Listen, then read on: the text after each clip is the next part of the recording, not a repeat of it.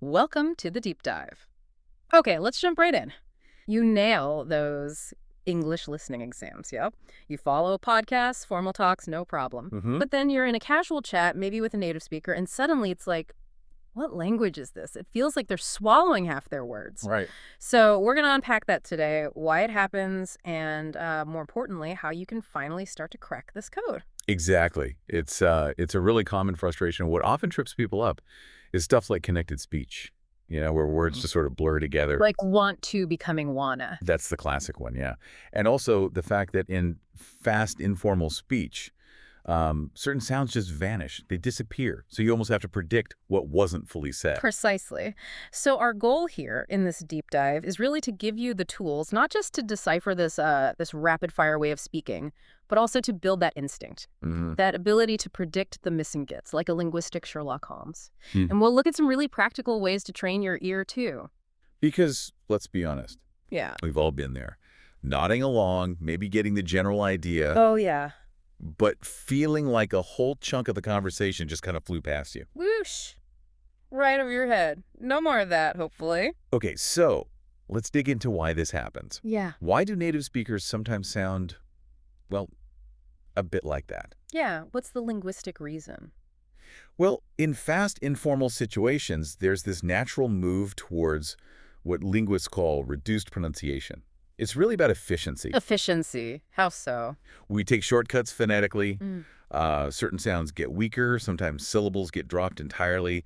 And words can really blend together quite dramatically. Okay. It's just a natural part of how fluent speakers communicate quickly. It really is, isn't it, when you think about it? Like, how often do you hear, what are you doing, become a quick, what you doing? All the time. Or, I have got to go, turning into the classic, I gotta go. Exactly. Gotta go. It makes perfect sense when you're speaking fast, but if you're listening and expecting every single sound, it can feel like a completely different language. Absolutely. Yeah. Okay, let's try like a quick diagnostic test. An audio puzzle. Ooh, okay. Imagine you overhear someone say something that sounds like "jeet yet." The G yet. Yeah, just that. "Jeet yet." What do you think they probably asked? G yet. Okay, running it through my head, it sounds like, did you eat yet? Bang on. "Did you eat yet?" becomes "jeet yet." Wow, it's like half the consonants just poof, vanish. Exactly. And that brings us nicely to our next bit. Let's call it sound shaving. Sound shaving. I like it. Yeah, we're going to look at some super common phrases where sounds get really, really reduced. These are the sort of linguistic Houdinis of everyday English. Okay, hit me with them. Who are the prime suspects in this disappearing sound act? Well, a big one is "don't know." Very often just becomes Don't know. "don't know." Simple as that. "Let me." Oh, Lemmy, all the time. Incredibly common. And the famous one, "going to." Gonna. Usually "gonna," yeah. But sometimes it gets even more reduced. You might just hear something like "gn." GN. Wow, that's barely anything. Just a couple of really quick, weak sounds. It's amazing how much gets compressed. It really is. So, how do we even start training our ears to catch these ghost sounds? Okay, one really effective way is something you can try. Let's call it a slow motion replay, but like in your head. Okay. Mental slow-mo. Exactly. When you hear a native speaker say something really fast, try to mentally slow it right down and focus, really focus on the sounds they actually make. Right. Even if it's not what the dictionary says it should be. Precisely. Pay attention to those slight vowel shifts or the consonants that are maybe really weak but still kind of there. That's a really neat idea. It's like we need to recalibrate our ears, our expectations. Yeah, exactly. But obviously, just focusing on the sounds, that can't be the whole story, can it? How important is, the rest of the sentence, the context? All context is. It's Yeah. absolutely fundamental. King, even. Context is king. Because even when the sounds themselves are super unclear or bits are missing, the words around them, the whole situation, they give you massive clues. Right, like puzzle pieces. Yeah, it's like solving a puzzle where maybe half the pieces are smudged or missing. Let's try another example. Imagine hear this. He was telling me mumbled sound about his new garbled sound. So now they have to. Okay, he was telling me maybe something or all about To be. his new project, job, car. Yep, possibilities. So now they have to maybe start over or get funding, depending on what the mumbled bit was. Exactly. See, the bits you did catch help you narrow down the possibilities for the unclear parts. You start making informed guesses. Okay, that makes sense. And that predictive skill is absolutely key for understanding fast, informal speech. Huh? So here's a practical exercise you can try. Yeah. Find a podcast or maybe a YouTube video. Listen at a slightly slower speed, say 0.75x. Okay, slow it down a bit. Yeah. And as you listen, try to quickly write down, say, every third word you think you hear. Just jot it down fast. Every third word. Okay. Then afterwards, if there's a transcript, compare what you wrote. You'll probably be surprised how well your brain filled in gaps based on context. That's a brilliant tip. It forces you to actively engage, doesn't it? And use those context clues. Exactly. Now, we know English isn't just one thing. We've got British, English, American, Australian.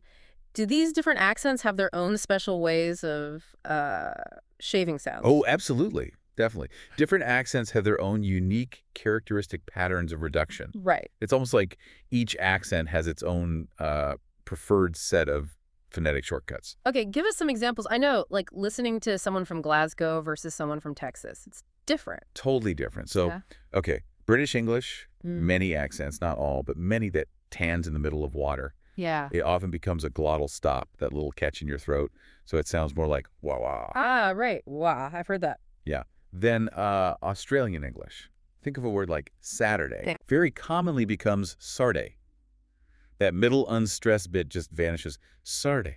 Sarday. Wow. And maybe some dialects in the southern U.S. Yeah. You might hear grammar that sounds different, like I might could go. I might could. Yeah, perfectly normal in that dialect, but it might catch you off guard if you're not expecting it. It's part of that regional variation. It really is like a whole other layer to navigate. So, how can we possibly get our ears tuned in to all these different accent-specific shortcuts?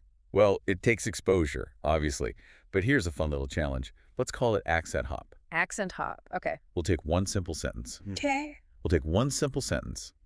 How about, she sells seashells? Classic. We'll play it quickly and say 3 different accents. Yeah. Your job, listener, is just to try and understand it each time. And notice how the sounds change. Okay, I'm ready. Let's give this accent hop a try. That's fascinating how different they can sound. Isn't it? It really highlights the variety. Definitely. So dealing with all this, the shaved sounds, the different accents, it can feel a bit overwhelming.